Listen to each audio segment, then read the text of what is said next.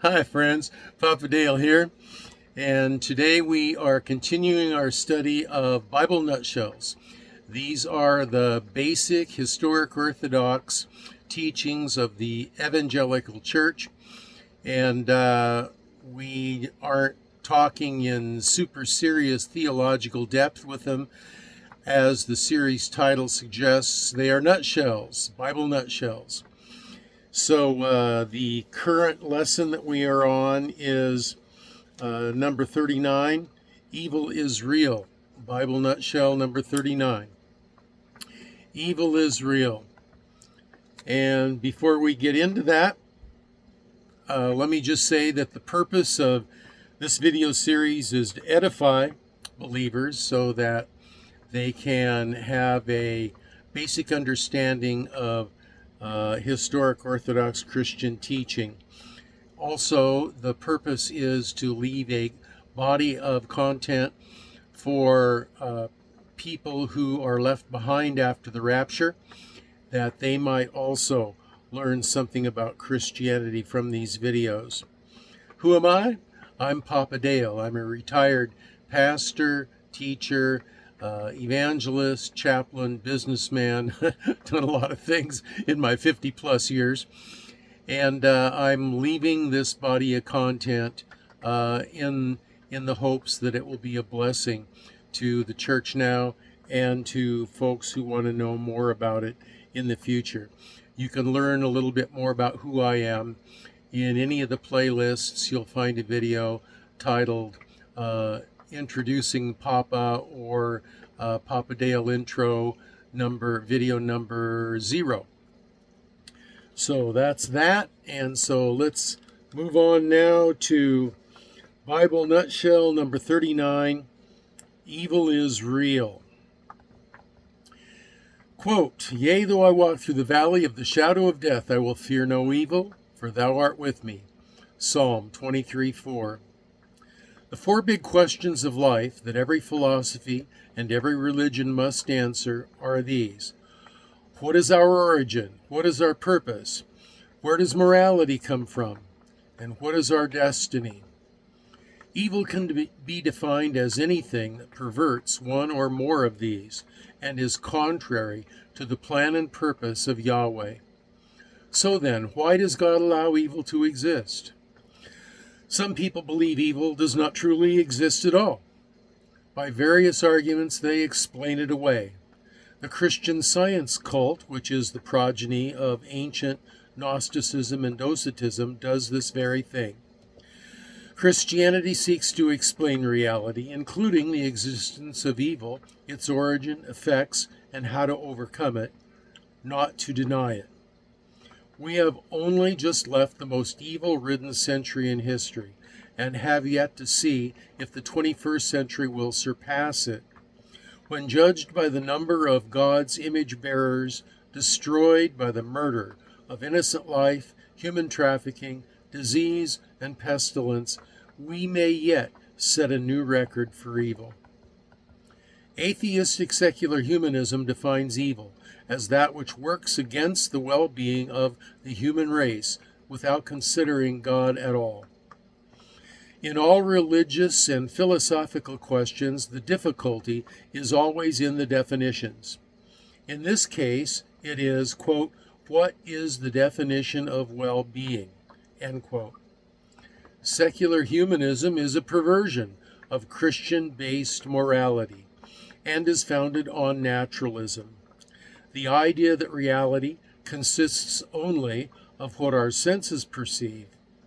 It began in the European universities in the 17th century as an intellectual rejection of the metaphysical postulations of the Christian church. It basically said that the mind of man is more effective at finding truth than the Word of God. In secular humanism, there is either no God or he is a non-participating transcendent entity or an ineffectual limited being of no real consequence. Evil is subject to temporal human considerations alone. Some say evil exists, but only as the necessary counterpart to good. Heavily reliant on secular philosophy, the basic idea here is that God could not have made a world which had any good without also allowing evil. It's just impossible for goodness to exist without evil. So evil necessarily must exist in the same way that darkness is just the absence of light. In Christianity, evil is whatever does not conform to the plan and will of God. When Adam rejected the will of God and ate from the tree of the knowledge of good and evil, he introduced evil into human history. Adam's rebellion was a sin that changed his spiritual DNA and that of all of his future children, leaving us sinners by nature and by choice. Atheists will often argue that if God is omnipotent and benevolent, then evil would not exist in the world. But because evil does exist, then either God must not exist or he is neither benevolent nor omnipotent. This argument fails because it assigns secular humanist definitions to the terms omnipotent and benevolent. God is good because he alone is the definition of good. That which is good is not defined by a moral standard outside of him to which he can be compared. His purpose, plan, and will are what defines good. He is the creator, his reality, his rules. The idea that God is omnipotent does not mean that he is unrestrained in any way in his power. Yahweh cannot do anything that is consistent with his own nature. For example, he cannot create a round square. By definition, this is illogical, and God's nature includes true logic. Neither can God lie, because Yahweh's nature is truth. He is the truth. Nor can he cease to exist, because he is prevented from doing so by his own nature. The character of his own being is self-existence. He doesn't have to think about it. He doesn't need to strain over it. He just is, and cannot be other than self-existent. In addition, the attack against Yahweh fails to consider that he has an eternal purpose and plan. That plan includes what is in mankind's eternal best interest. Quote, all things work together for good, to them that love God, to them who are the called according to his purpose. End quote. Romans 8:28. Eternity is the key here. God's plan and purpose is to have a people who willingly participate with him in a mutually loving, intimate relationship eternally. God's desire to share his love required that mankind had free will in his original condition, because love is meaningless unless there is the possibility of rejection. Mankind's will became distorted in the fall, and that distortion created a great cascade of evil through the annals of history.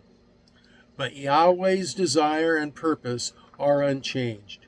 His desire to share his love with us for all eternity is of infinitely higher value than even the most hideous and painful and suffering from Adam until now, including the torture of Christ on the cross.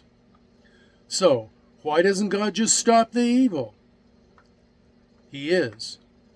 It's in process.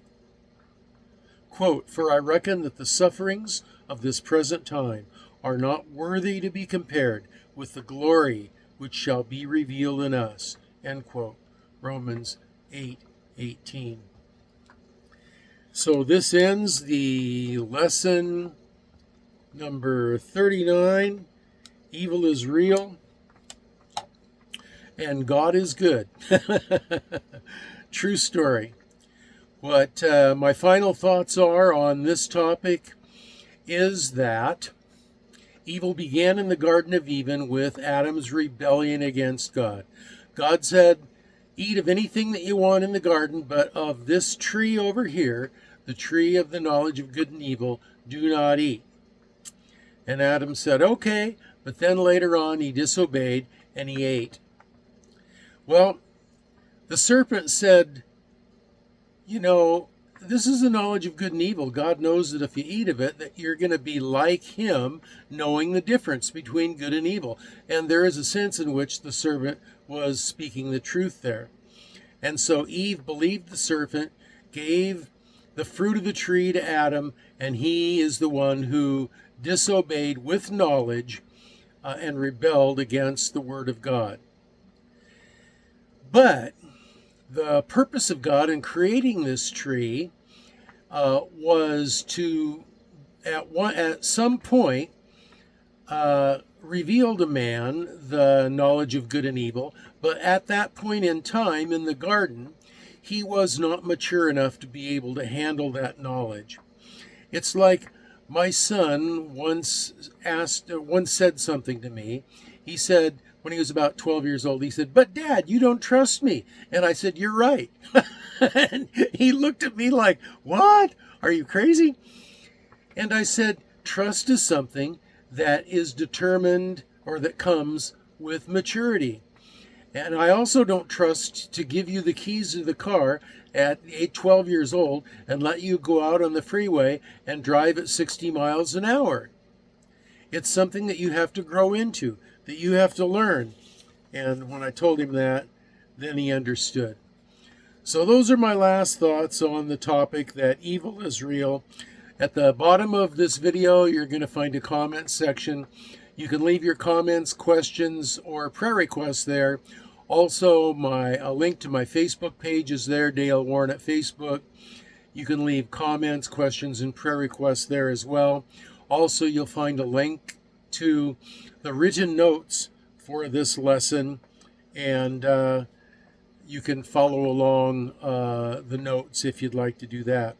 Now, the next video is video number 40, and the title of it is Miracles Are Real. And so until then, this is Papa Dale signing off and saying to you, be well and be blessed.